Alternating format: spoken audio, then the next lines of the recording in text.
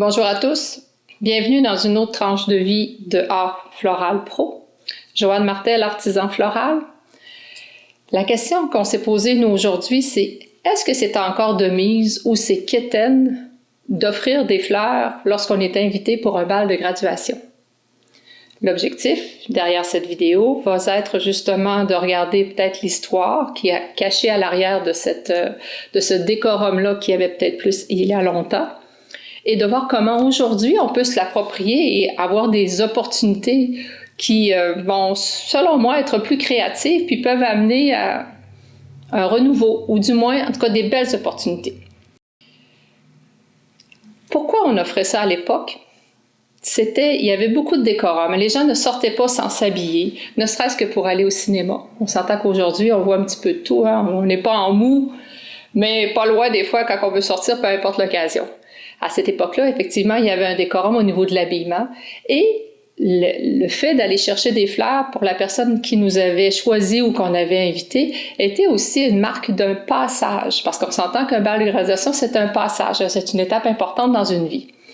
Ce passage-là était souvent, oui, par le fait que les gens étaient accompagnés, mais la petite boîte qu'on apportait, signifiait que la personne, je pense, avait pris le temps ou un moment pour passer chez le fleuriste. Donc, il y avait du temps, il y avait une pensée où on souhaite avait pu aussi probablement choisir la couleur, le type de fleurs. Il y avait beaucoup de significations avec les fleurs qui étaient beaucoup plus présents à l'époque qu'aujourd'hui. Peut-être qu'on aurait avantage à les ramener, c'est ce que je crois. Bref, quand on offrait des fleurs, c'était entre autres pour signifier à la personne un merci, pour symboliser un passage.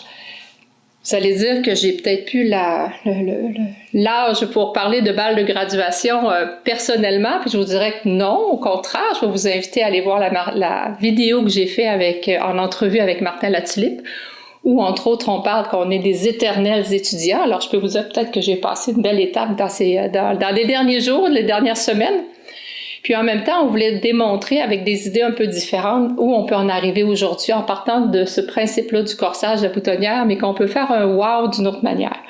On peut adapter ce qu'on vous montre aujourd'hui pour les bals de graduation, mais je vous invite aussi à penser que ça peut être pour tout type d'occasion, pour un mariage, pour un anniversaire de mariage, pour quelqu'un qui part à la retraite.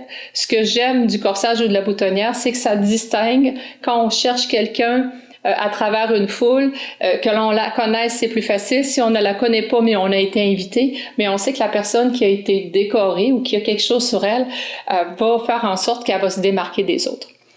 Ce que j'aime du corsage d'épaule, ce que je porte présentement, c'est son côté un peu particulier. Peut-être un petit peu plus flamboyant, peut-être un petit peu plus marqué. À défaut d'avoir des fois un bouquet dans les mains, le corsage d'épaule permet d'avoir une attention particulière tout au long de la soirée.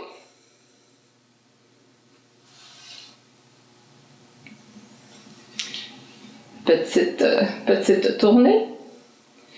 Comment on le choisit, comment on garde les couleurs. Je vous dirais que, écoutez, sachant que vous n'alliez pas voir mes chaussures, donc je vous les ai présentées ici. On l'a agencé avec la couleur des chaussures. On aurait pu faire quelque chose de plus discret. À l'intérieur, il y a des roses préservées. Il aurait pu être fait en rose naturel aussi. Bref, selon les matériaux, selon ce que vous allez pouvoir discuter avec le client, va vous permettre justement d'ouvrir une gamme puis de peut-être plus précisément faire quelque chose d'unique, de personnalisé. Parce qu'on s'entend qu'un corsage ou une boutonnière ou un bijou floraux, parce qu'on va y arriver, sont des choses plus éphémères. Mais comme un repas au restaurant, quand on prend le repas, on ne s'attend pas qu'il dure 4-5 jours. Hein? Il va durer le moment du repas 1h30, 2 heures, 3 heures, puis par la suite, écoutez, on va se rappeler de bons moments qu'on a vécu pendant qu'on pouvait faire l'action.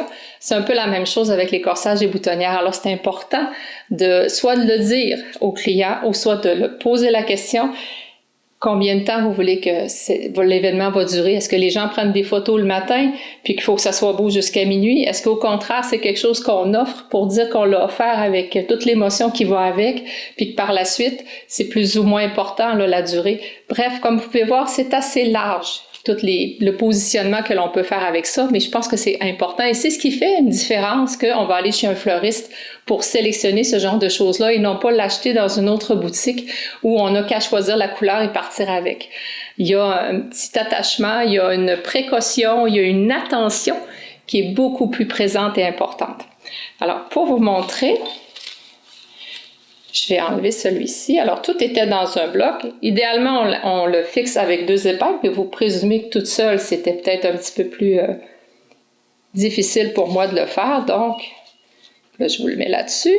On a même fait la petite bague qui va avec. Alors, ça peut être quelque chose qui peut être intéressant. J'allais dire, j'espère qu'elle ne me fera pas du trouble quand je vais vouloir l'enlever. Ben non, ben non, ben non. Là, voilà. La broche flexible peut effectivement faire de très, très beaux bracelets. Alors, vous partez avec une base et on peut facilement l'ajuster aux broches. Je vous dirais que je préfère cette version-là à l'élastique traditionnel qui est un petit peu plus rigide. Alors qu'ici, ben, il y en a maintenant, les jeunes ont de très belles robes à laquelle on peut facilement là, faire des choses qui peuvent être très intéressantes de manière différente. Ma collègue Isabelle m'en a fait un magnifique. Puis, je prends le temps de vous démontrer que le derrière est aussi intéressant. On s'entend que ça bouge.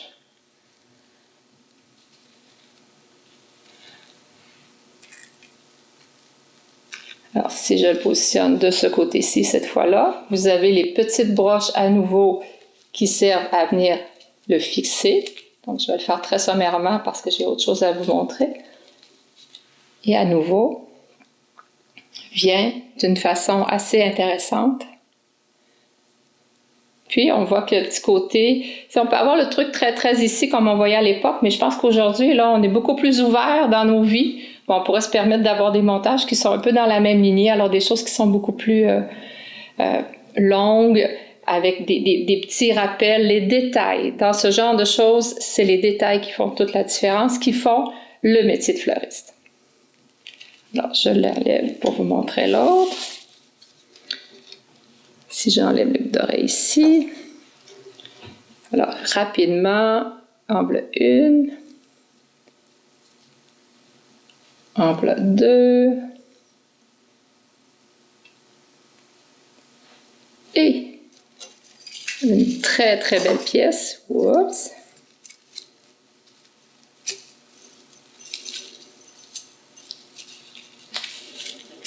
Alors, ceux qui croient que c'est triste, que c'est quétaine, des corsages et des boutonnières, ben vous pourrez leur dire qu'il y a des versions drôlement intéressantes qui existent, qui peuvent se créer, et ce, en allant voir un professionnel, en allant voir un artisan floral, en lui parlant de ce que vous avez vu que vous aimeriez avoir.